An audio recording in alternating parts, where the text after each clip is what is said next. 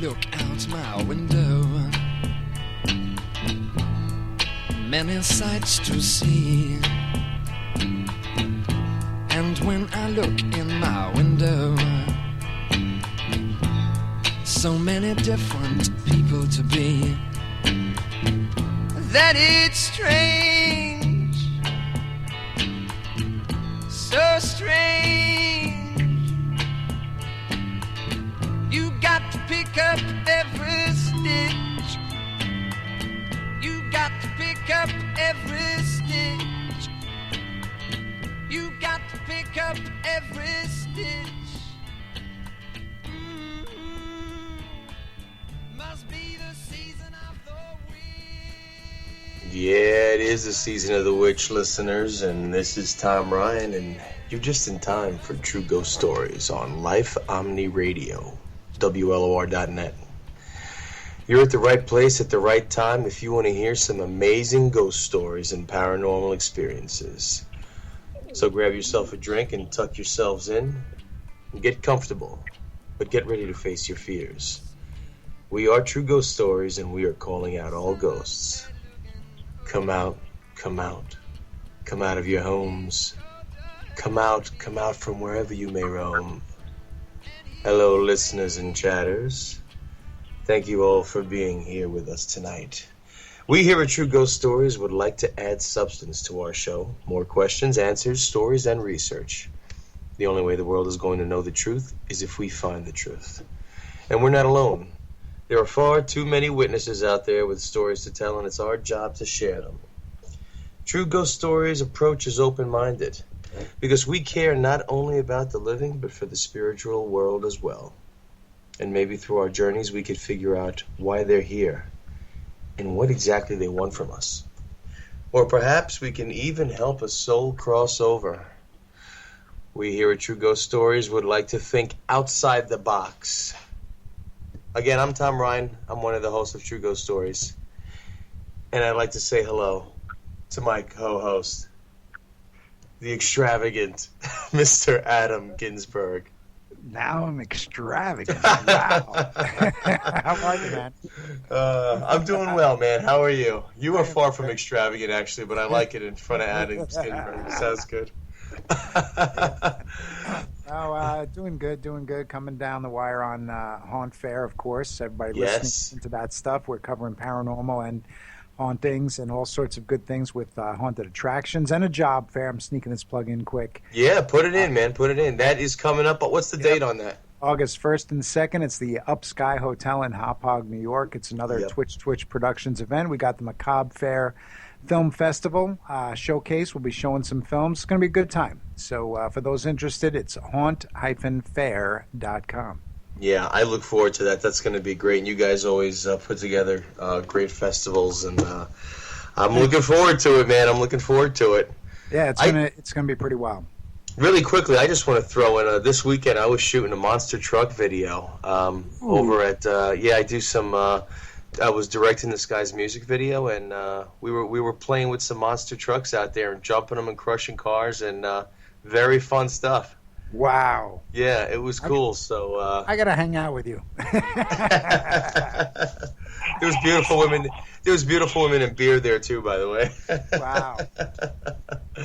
But yeah, I'm actually anyway after the exciting weekend, I'm actually really looking forward to tonight's show because for the first time when I've been hosting and you hosting with me for the first time, we have a witch on tonight's show to discuss his perspective on the paranormal. And I have a lot of questions for our guest. Yeah, I think this is going to be great. Remember, a few weeks back, we had the team where the three women were all representing different religions. Yes. And we kind of got really deep into that. And this, I think, is like now the fourth side of the box. So this is going to be a lot of fun tonight. I agree. I think it's going to be a lot of fun. And, so without further ado, I'd like to introduce Christopher Richmond to the show. He is a witch and a psychic medium. Chris, are you there with us? Yeah, I am. It's good to meet you, Thomas and Adam. How are you doing? It's good to meet you, man. It's good to talk to you, and Very we're well. very happy to have you on the show tonight. And Happy to be on the show.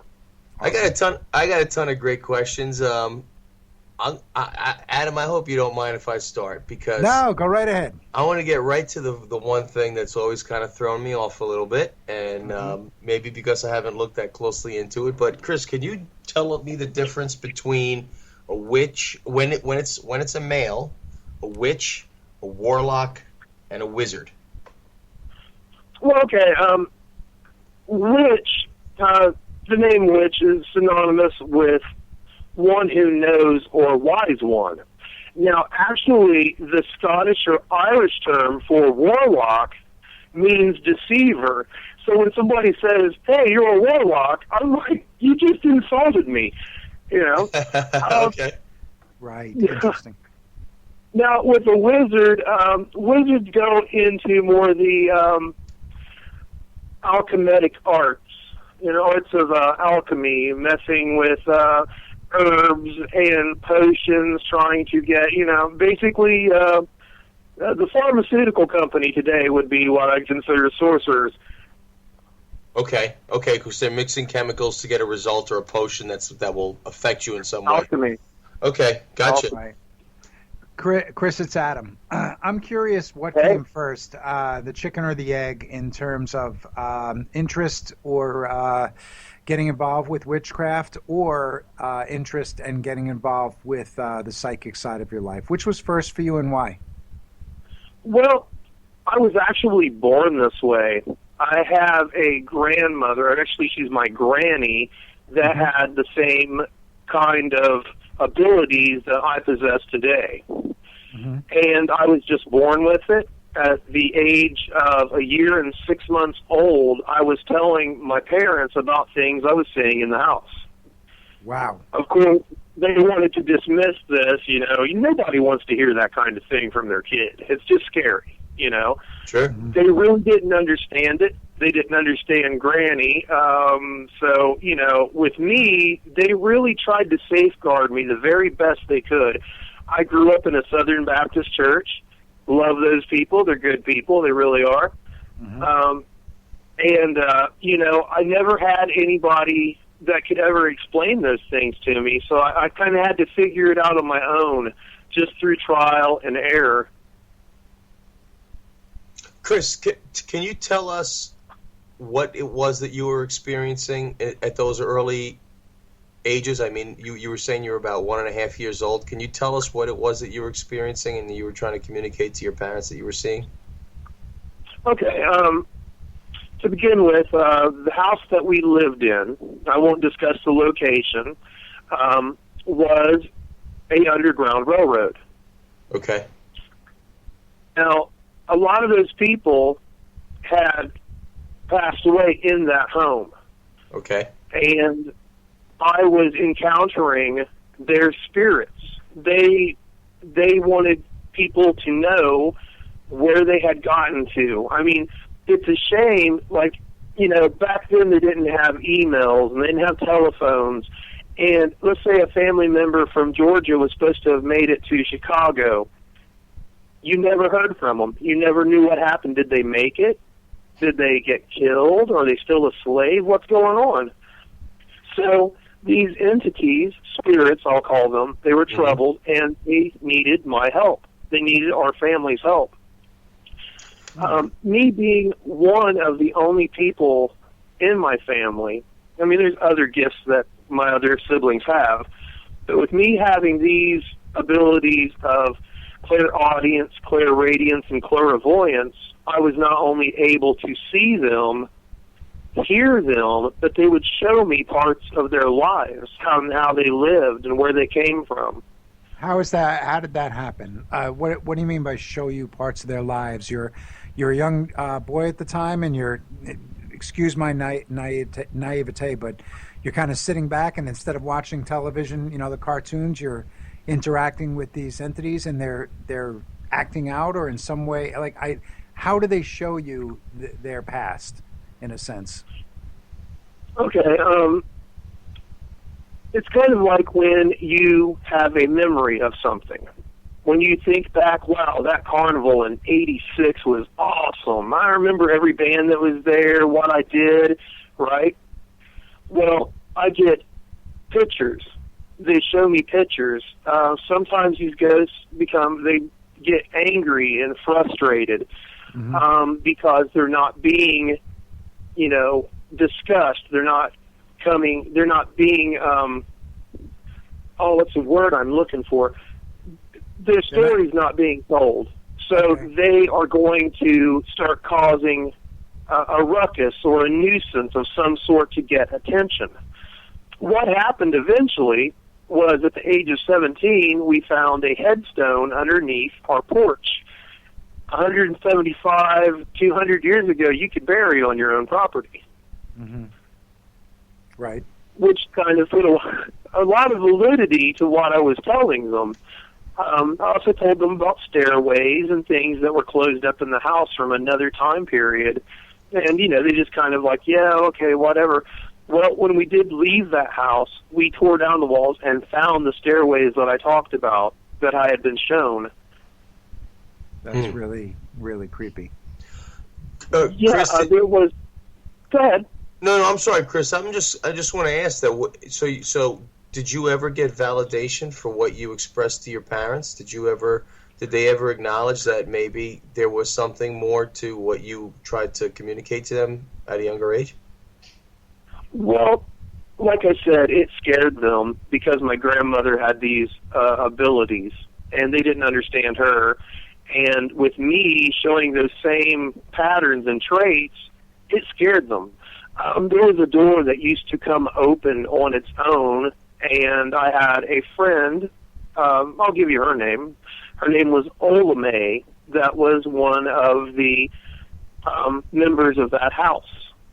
And she used to open the door for me, and I would walk in and talk with her and stuff, which my mother told me not to do because that's acknowledging it. And once you acknowledge the presence of an entity, it can become a loose cannon, so to speak. Okay. Kind of like inviting the vampire in. Yeah. Like, I suggest seriously, if you ever get a knock at the door at like 2 or 3 in the morning and you live in the country, don't go answering it. It just invites it in. Oh, God. Chris, so let me ask you this. Did you and your grandmother ever sit down and discuss these abilities? No, actually, she had passed away a day before I was born, and I've always felt her presence around me. Her name was Julie Willis. Willis is probably one of the oldest Irish names there are. So your parents must have told you about what it was that she experienced then? No, not for a long, long time. Okay, for instance, a child will sit in color with a set of crayons on a piece of paper, right? And they'll draw a picture of somebody. And what the parent does, the parent comes up to the child and says, oh, "Why are you drawing Beth Ann like that? She's not that color." Well, that's because that child is able to see the color of that person's aura.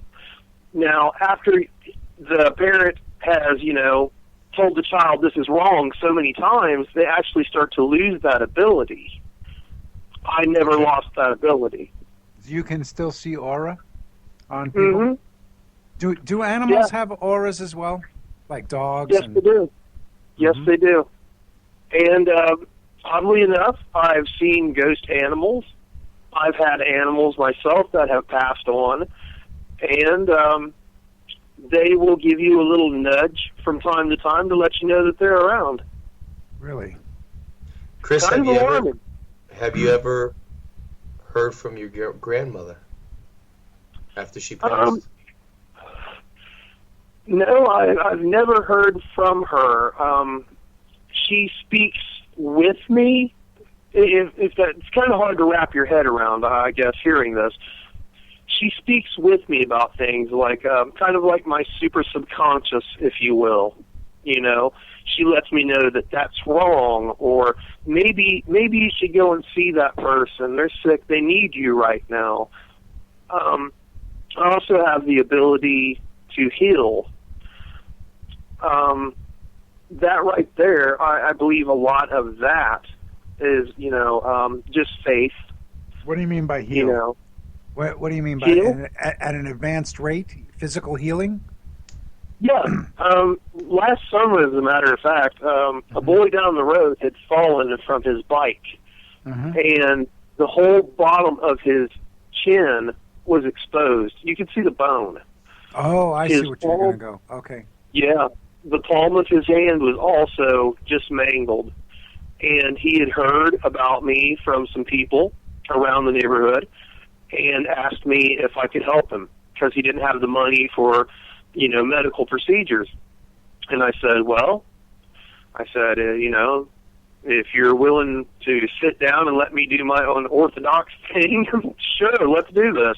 No, wait, hold on, Chris. I got to interrupt here because I got to get some more detail on this. So the guy suffered a bike accident, but I mean to say that his jaw was exposed, I mean he would need immediate medical attention for an accident like that. So are you saying that he walked to your house with his jaw hanging out of his face? No, actually his friend came and got me. And he had the bottom of his chin was exposed. Not his jaw was hanging out, but the bottom of his chin was exposed. You could see the bone, like the little fleshy muscle. Okay. So what I did was I just gathered up all the energy that I possibly could. I used white light love energy, and I placed my hand on his cheek and his jaw and on his hand, and me, him, and his friend, with a few other witnesses, sat and watched it close itself up. Wow. Chris, you got to get this guy on our show to testify to this. Oh yeah, he would definitely have no problem with that. I'd love to hear his version of what happened to him, and because that's, Chris, you got to understand. That's massive. Something that we always talk about on this show is proof and truth. Well, yeah. And if there would be no greater proof. Do you know what I mean? If then demonstrating the ability to heal someone. Another story. Yeah, I was going to ask if you had another example of someone that you healed in some capacity. That's pretty incredible stuff. My son Sterling. He had a spoon in his mouth, just old enough to have teeth, and his little brother yanked the spoon from his teeth. This caused enamel damage and turned his teeth black. We had went as far as to make the dentist appointment to have his teeth removed because that was the only way to fix it. Well, I prayed about it, laid my hands on him, got up the next day late for the appointment. I walk into the bedroom. He smiles at me, and his teeth are completely perfect, unchipped, and white. My wife at the time, she says, "We're late for the dentist appointment." I said, "Well, you can cancel it. His teeth are fine." She came in, looked at this, and could not believe her eyes. Wow. It's just faith, man. Jesus taught that if you have the faith in a mustard seed, you can move a mountain. So, Chris, I find it interesting that you say you prayed on it. Now, are you a practicing Christian that also performs witchcraft? Or, because to me, I always associated being a witch with more of a pagan type religious perspective as opposed to following Christian beliefs. I use the title witch because it just kind of cuts through all the air. I'm a believer. Okay. And I have spiritual gifts. If you look in Corinthians, 2 Corinthians, you'll see the gifts of the Spirit, which in so many ways I possess. It's a curse and it's a blessing at the same time. Okay. So tell me what it is that you practice that falls under the category of being a witch? What is it that you pursue in your practices? Well, with me, I anoint things. I use herbs and anything that I can use from nature that's beneficial. A lot of that stuff can be turned into healing salves as well, just having the knowledge of, what's outside around us. I mean, there's so many things. Aloe vera is a great treatment for a burn, as you know. Mm-hmm. I guess I would fall under the category of maybe the garden witch or green witch or kitchen witch.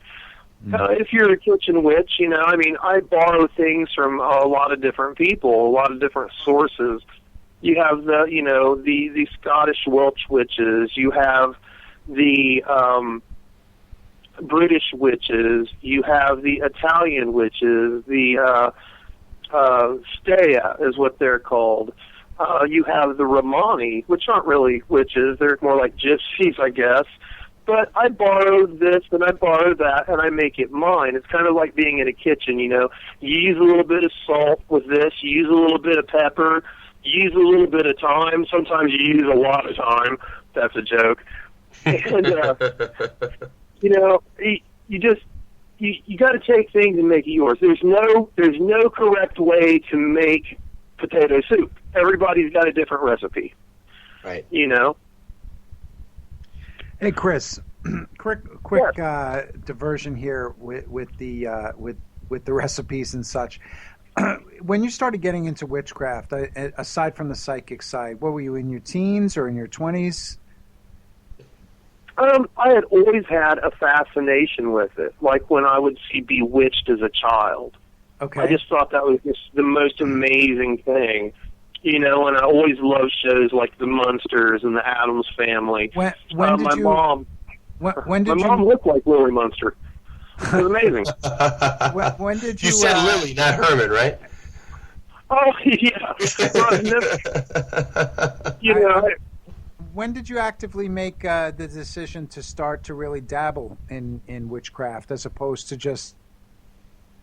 Well, I never really dabbled. I believe that dabbling is a very dangerous thing, and there's so many books. As a child. As a child, I would, just pretty much I would want something or wish for something, and I would speak something, and it would happen. It would just happen. It would manifest. So you think you have do you think that you have an influence over things that manifest in your life, Chris, by desire? Yeah. If I want something bad enough, I will get it. Thomas here, a fine musician, a vocalist, I may add. I'm also a vocalist and a guitarist too, and I would have never been those things if I would have had no in my heart, or I can't do that, or it's not possible. My dad was a sheriff, and he was a great man. He's one of my ultimate heroes, and he taught me that can do anything. Yeah, sure. I understand that, but at the same time, can you directly relate the results of what you want to some type of magic or other? In other words, if you pursue being a guitar player, you could really want that bad, but you have to practice. You don't wake up one day and you're not playing Satriani, on the guitar. So, it's 20 years from now, I'm not going to be playing Satriani. Right. So there's a process there. I'm still working on Paganini. Well, I want to get to some other stuff. That this is always at the root of what common sense to me, Chris, and I think you'll agree with me, and I think Adam agrees, and Sherry, and the whole audience, and everybody. When it comes down to it, right? If you have access and communication with the dead, are you finding out what the hell lies in the great beyond? Why they're here? Why haven't they moved on? Is there no heaven? Is there no hell? Is there no is there nothing more than the torture of hanging around your old family members and telling them that you have a story to tell? Well, in some cases, this is what really kind of happens. You know, as a witch, I believe in spirits and omens and signs, and have seen plenty. You know, I guess really what it amounts to is that, you know, when people pass on, sometimes they have business that isn't attended to. Now, these are the kind of spirits that will wake you up in the middle of the night, trouble you during the day until they get what they want. And that can be as much as a class ring that got lost. Or it can be, hey, you know, tell, you know, Vivian that I love her and I never got that chance. But I see, like, myself, I believe in reincarnation. Most witches do. And a lot of people, you know, they move on. And then there are some that just don't want to. They want to stay for whatever reason that may be. You know, a lot of these spirits, they're either happy where they are, or they've just gotten confused and they don't know how to go, you know, on to that next step. And that's why I help them, so they get that next step, so they can, you know, get the freedom and, you know, basically the life that they want, the people that they want to be around. They just don't know how to get there. Some people are actually struck so quick in death that they don't even realize they're dead. And I've had to talk to people like that. I had a neighbor that was in a automobile accident, and she went so quick that she didn't even know she was gone for a week. She was going around the neighborhood talking to the neighborhood children at night. Their parents are freaked out, so they came to me. That was actually my next question. My next question was along those lines. Are you ever, and I guess you are, how do you find yourself in these situations? People seek you out on a regular basis. You've kind of got a thing where folks know about you now. How do you, or are these things through your own life experience where you're just kind of in your travels running into opportunities with spirits? Oh, well, a little of both, but I have got quite a repertoire for this. You know, when something goes bump in the night, man, they call me because I bump back, you know. I'm always there to help. If somebody needs help, especially if it's a child or even a scared adult, believe me, I'll get up at 5, 4, 3 in the morning just to go check it out. You know. Okay, so are you doing this? Are you doing this for a living or as a favor, or as favors to your neighbors? I do this. I do this because it's a gift. I didn't pay for it, and I don't think anyone else should either. Okay. I have a question, and it is in no way meant to disrespect or demean your gifts and your talents. But as someone who has the power to heal others, how do you sound like an incredibly wonderful, nice guy. How do you refrain yourself from taking that opportunity and that skill and that talent and that gift from going to, let's say, a hospital or somewhere where you can, you know, essentially like immediately start to really help people who need it? What is it that stops that? If I can't visit someone, I will light a white candle, because that's purity, and white is like a heal-all color, and I direct that energy to that person. Another thing is, like, you know, kind of following a question that you had asked earlier. Like, when I'm doing something, you know, and it's a working that I have to do, that I have to seek out, you know. I'm not somebody, if something goes wrong for me, you know, that I wanted to happen, there's usually a really good reason for it. You know, I don't point fingers. I take responsibility for all of my actions. if something doesn't work out, a spell, because I didn't put enough of my, ability into it.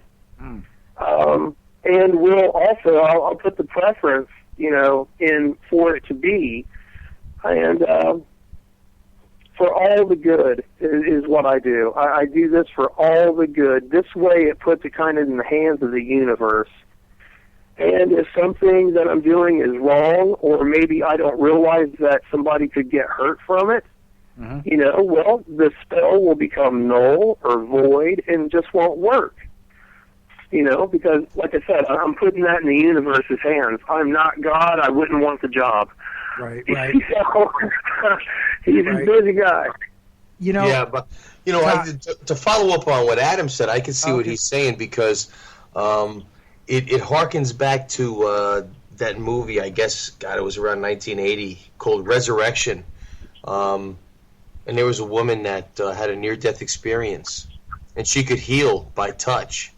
And I don't know if you guys remember this film, but she really blew up into this big sensation and basically had to disappear from the public spotlight because it became overwhelming. Everybody that had to heal. At the end of the movie, actually, she was working at a gas station pumping gas, and a family comes in with a little boy or a little girl. I don't remember who it was, but they had cancer, and she hugged the kid at the end of the movie, and you knew that she was curing that kid, and he didn't know. But I guess that's to follow what Adam is saying, is that the power to heal. I mean, it's biblical, and it is.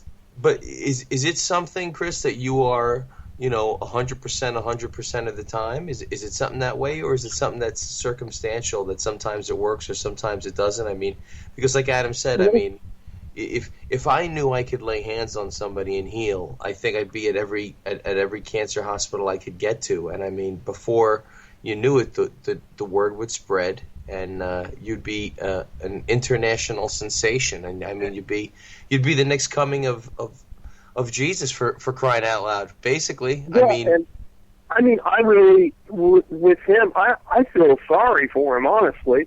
I mean, this guy couldn't go nowhere. He had no peace of mind. He's giving, he's teaching, and they lower a man that's bedridden down over the top of the crowd because they can't even get to him. This guy's fought out no matter where he goes.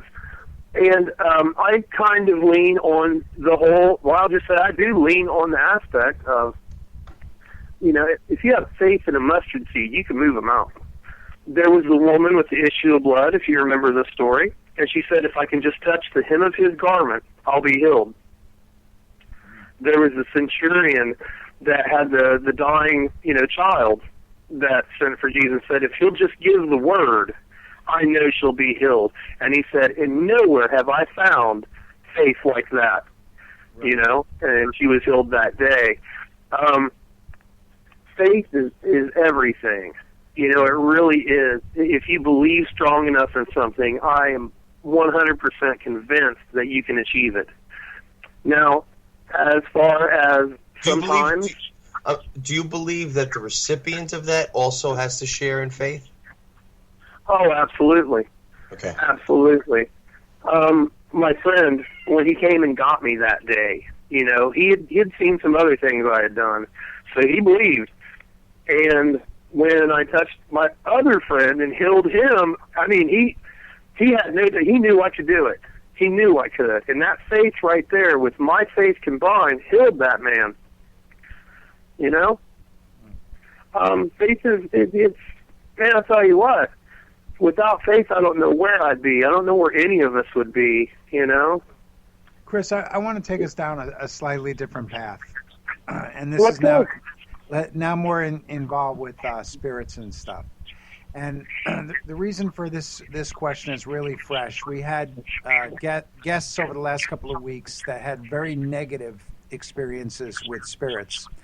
And you're very active in this and getting out and about. And obviously you probably have found yourself in situations where there's got to be a negative entity or something like that.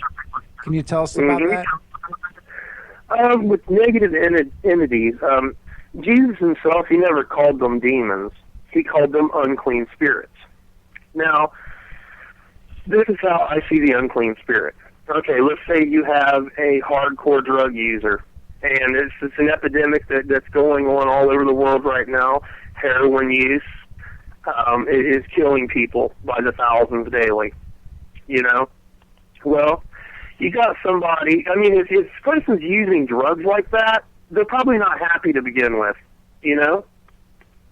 Right. So that's, okay, they're probably not happy to begin with. Well, what happens is the spiritual realm around us, what's around us, when people pass on, you might not be able to see them anymore or hear them anymore, but they're still there. You know, a lot of cases, they're still there. Now, when you have somebody that's unhappy like that, what they do is they go and they find somebody else that's just as unhappy as they are. Mm-hmm. Pretty soon, like as in Jesus talks about, we are legion, for we are many, right? He didn't call them demons, he called them unclean spirits. And these unclean spirits attach themselves to people. And, you know, one night what happens is you got, you know, this person that's troubled. They're using, you know, whatever substance that they want to abuse, because that's usually what happens. Right. And they OD. And my thoughts to this are, did they OD because they wanted to, or were they influenced? Well, in those cases, they were influenced. What have you run into in your personal experience? Have you run into any, demons, unclean, entities, spirits that were on more of the darker side of things that you weren't expecting? Can you give us some examples? Well, I had lived at a location, and when we had moved in, I went into the basement, and, EMFs and stuff can mess with your, electronics, in your mind, Right. Your synapses and stuff. It can really mess with that, give you headaches, make you nauseous and stuff. Well, when I first went down into this basement, I really didn't think no more of it. I thought, wow, man, that energy box and those over there, it's just too much. I got to get out of here. I got a headache. Well, later on I found out that a man had lived there, and his name was Bartholomew Bart. And he was a farmer, and his crops didn't do well. His cows did not do well. Most of them had died. He only had one milking cow left. Everything he just put his hand on just seemed to blow up in his face, and he was very unhappy. Well, one day in the basement, he confronted me. And this confrontation actually made me want to get out of there real quick. But I stood my ground. I told him that I lived there. I was going to be living there. He would have to live with me, and he'd have to get used to it. Right. So then he started revealing things about his life to me, about being the farmer that was struggling and not being able to get, sufficient funds to keep up grains and stuff for his, and I'm not in 4-H by any means, but, I understood where he was coming from. And he had a nephew at the time. This is what his whole worry was about. He had a nephew that was stealing from him. And he showed me in the basement there was a dirt floor. It was walled up, so I couldn't get to it. But he showed me where he had went with a steel box, like an old steel toolbox from probably like I'd say late 20s, early 30s. And he had put in there what he called a pistola, and it looked like maybe he had like some Confederate money, like old silver certificates and stuff, and he had some whatnots in there that were little tinker toys that his mother had given to him, which he thought was, precious, and that's why he put it in the box, and had buried it, because his nephew had been coming by and stealing him blind, and the man didn't have much to begin with anyway. Right. That house is now going to be tore down. Hopefully he found some rest. Mm.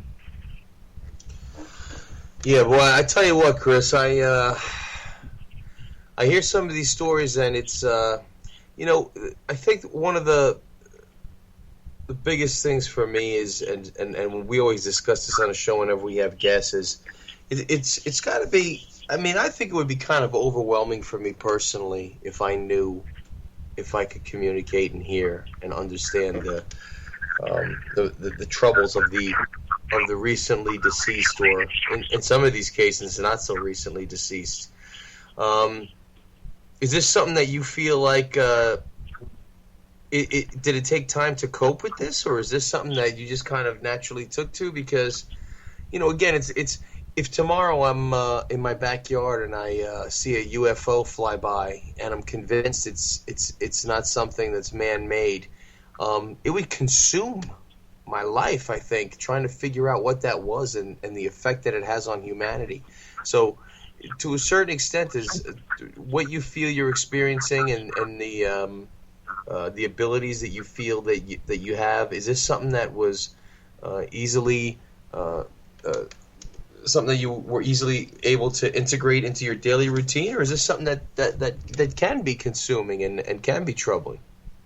Oh, yeah, it can be very consuming, and it can be very troubling. I went for a good part of my teen years and thought I was crazy, because, mom and dad didn't want to talk to me about any of these things. My Granny Willis, that whole thing, she read playing cards. I read playing cards. I read tarot cards. I read tea leaves. I know all kinds of different forms of divination, and those things were just kind of like, I knew how to do it. I just knew how. But with them not verifying that any of this had ever gone on, makes you feel like you're losing your mind a little bit until you're proven right. And there's probably a good 13, 14 years that, I was thinking, man, there's something wrong with me, Right. And, right. Like you said with the UFO thing, you would, it would consume you after a while if you let it. Mm-hmm. But to me, I just had to accept it for what it is. I'm not sure. All I can think of is my grannies wear this genetic, kind of like diabetes, it skips a generation. Mm-hmm. That's not funny, but it's funny. And anyway, like I said, I really wish that she would have been around to explain these gifts to me. Right. Instead, I've had to do my own self-research and lots of soul searching. Kids go through phases as they're growing up. Sure. And hey, Chris, you're located in the Northeast, correct? Yeah. And you share, obviously you share your gifts when you can. If someone's listening to the program, and if you're up to it, are you interested in putting out like an email address or a website or a Facebook or social media so people can contact you? Yeah, that's absolutely fine. Go for it. On Facebook, I can be found under Xtopher Richmond, X short for Chris. That's XTOPHER Richmond, RICHMOND. You might want to write that down because there's nothing called that.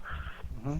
We'll drop a link for you. We'll drop a link for you on the True Ghost Stories Facebook page as well, Chris. So everybody that's listening can link up with you, add you as a friend, share some experiences, or maybe reach out to you for some help if they're looking for it. Well, if they need help, man, you've called the right guy. That's awesome. And we appreciate you coming on the show tonight, Chris, man. You did a great job, and very cool talking to a witch about their perspective on the paranormal and also hearing some of your experiences.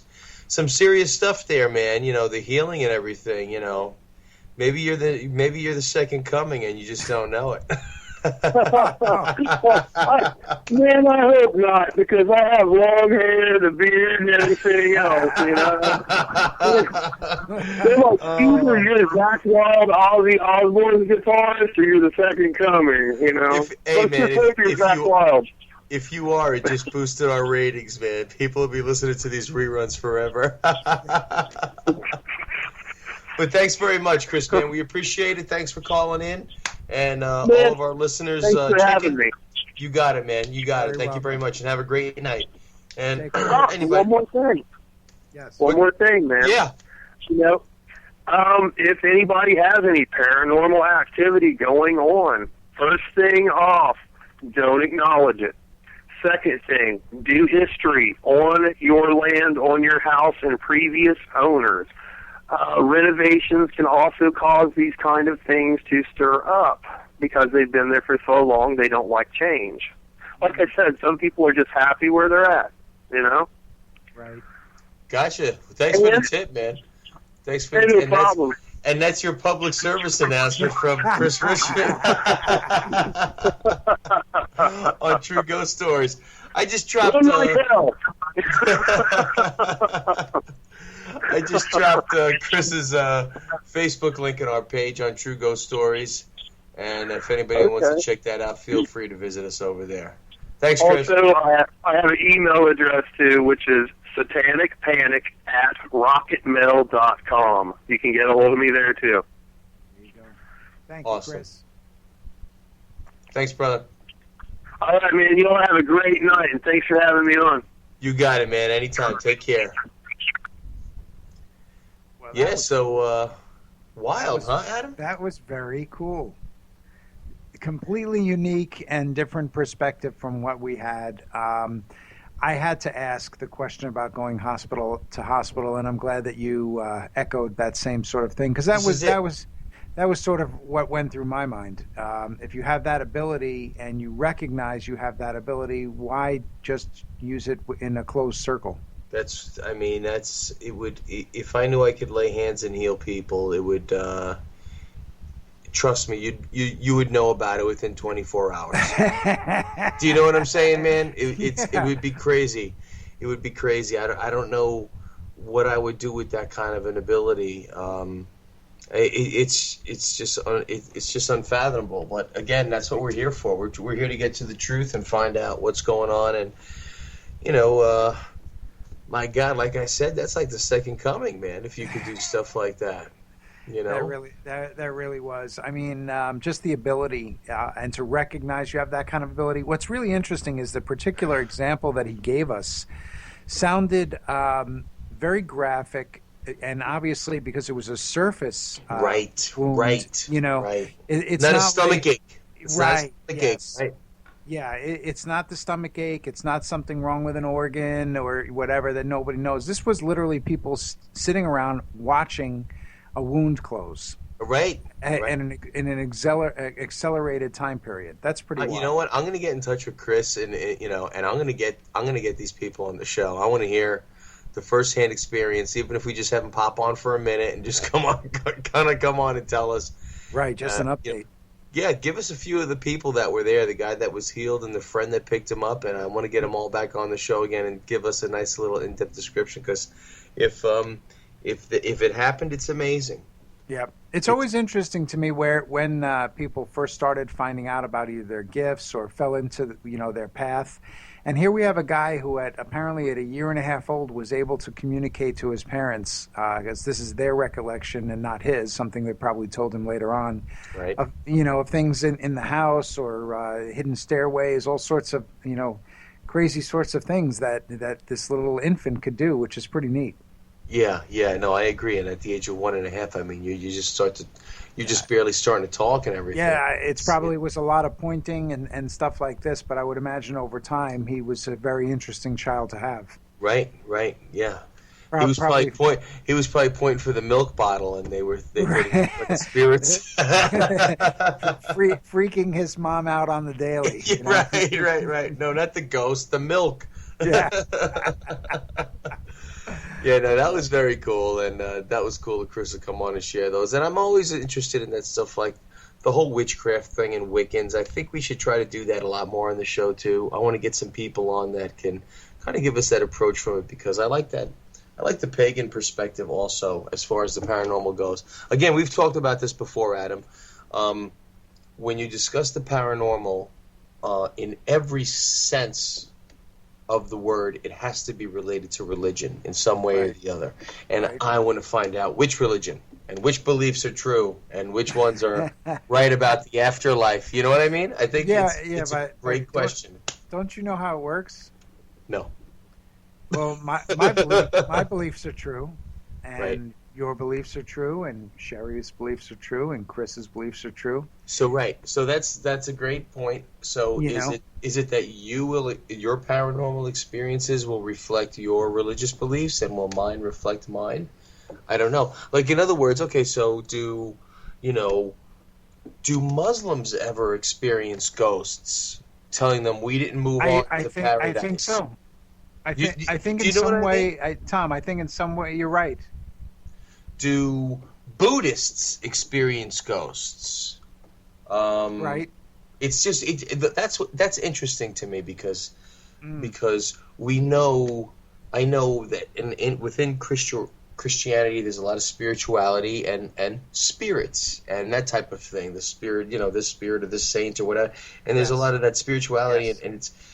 So I wonder in all these other religions, do they have people that say that they experience the paranormal as well, and the dead and ghosts and hauntings? And it's kind of cool to delve into that because you like to see how it relates to the afterlife and how it relates to what we all believe is the afterlife. Hey, again, man, if you could speak to the dead, what the hell lies beyond? Tell me, so I can pack a bag accordingly. I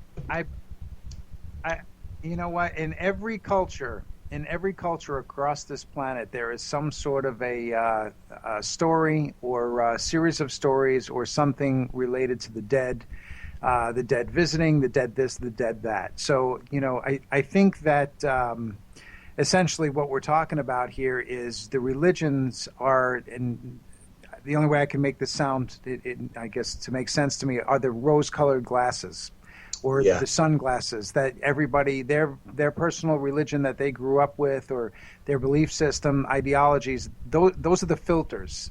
Right. And that's how you take in the paranormal and how and why each of us see things and react to these things differently in a unique way. But in every culture, the dead plays a major part. Yeah, I guess I always wonder is, my question always is, why are the dead still around? And I think a lot of the time it's always related to either, the whole thing of unfinished business.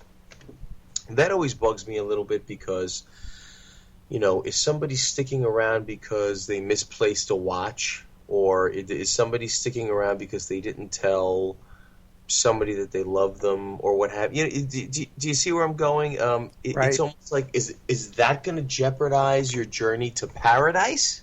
Mm-hmm. Well, because do the damned also get a ticket out of hell? This is what I mean as far as in relation to religion. So if you have a guy that is a psycho murderer, that his spirit is hanging around some home where he killed his family, and he's been haunting the home for 200 years, is this guy now,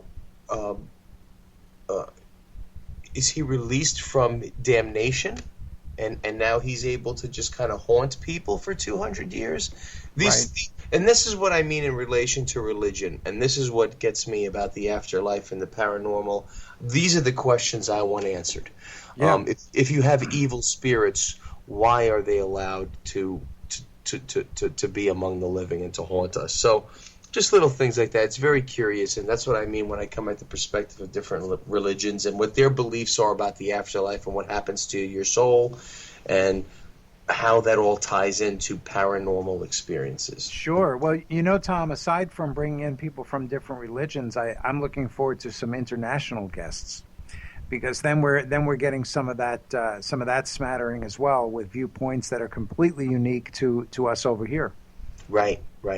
No, I agree with that too. Especially, I visited Germany, I visited Ireland, and my God, in Ireland especially, I mean, there are some castles that they actually have these pits underneath the castles where they used to keep prisoners.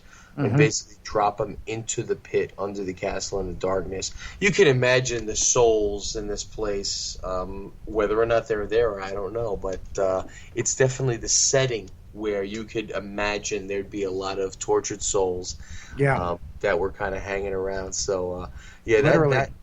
Yeah, exactly. Yeah. You know, I was actually in a house that was an Underground Railroad house. I think it was last summer on a campground, and there was an interesting weight to the air in that house. It was really, it brought that, when he brought that up, when Chris brought that up, I felt that immediately. And there were stories on the campground by the people who run the camp that that house was haunted. So when you talk about castles and things like this, I don't know whether they don't want to leave, or they cling on to a geographic location or a space if that location gets knocked down, so they stay in the area. I don't know, but you can definitely sense sometimes that, you know, the air is thick. There's just something different about a certain place. It's funny about some of these places that are these old mansions and these old colonial homes. They do carry a weight with them when you walk in. And, you know, honestly, I can't say whether it's something that you're really feeling or if it's just your imagination getting the better of you, because we know that the mind is a powerful thing and can really influence the body. Right. But a great example is when I went to the Vanderbilt Mansion, and you walk in and it's so old, and it's the ceilings are high, and they wouldn't let us in the rooms. They had all the rooms roped off. That's how old they were. Is this out by the Breakers? In Rhode Island? No. This is high up in upstate New York. Oh, okay. And I can't remember. It was a while ago when we went up there. It was a tour that we went on through there, and it was a small tour, but it was just when you found out everyone that was involved in building the mansion, the Italians and the Germans and the Polish and the Russians and the Irish and everybody that came over, and, you know, you had your different masons and your architects or what have you.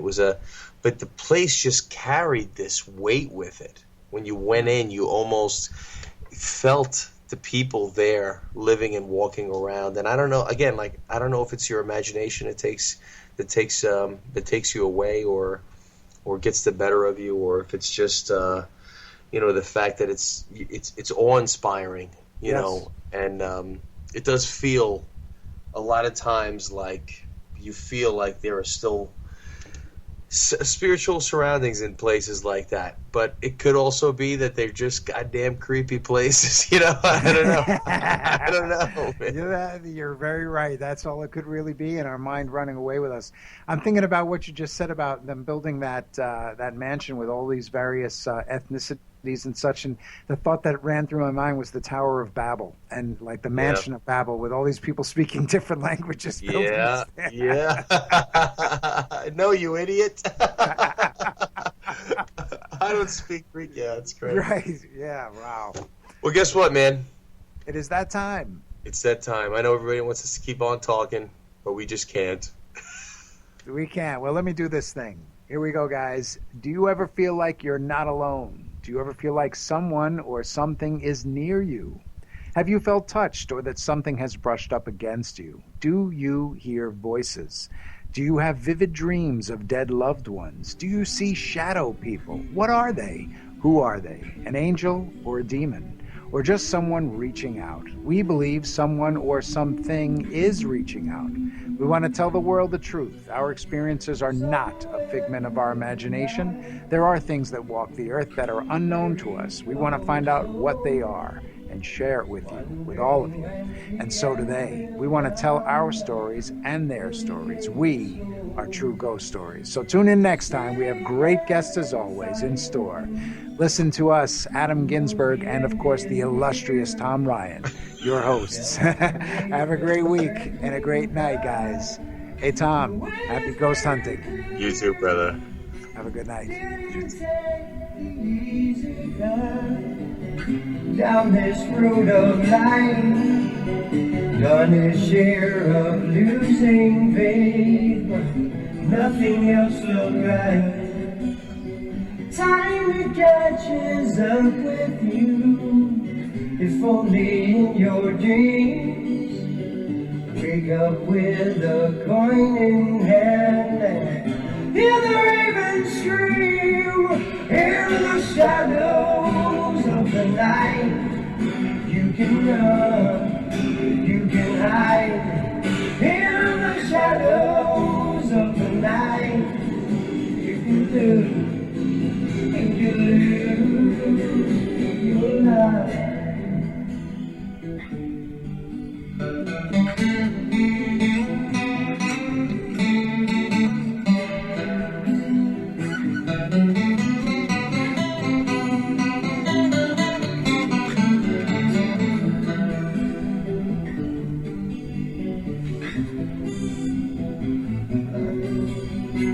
Somewhere in another place, so many miles apart, he runs away from what's to come and cries out with his heart, following that highway, not sure of where to go, looking up ahead of him, and he sees the joining road. He doesn't see the stop sign there. No time to turn away. The ravens perch up on that wreck, yelling, I want you up this day. In the shadows of the night, you can run, you can hide. In the shadows of the night, there's no time, no time you can buy. No.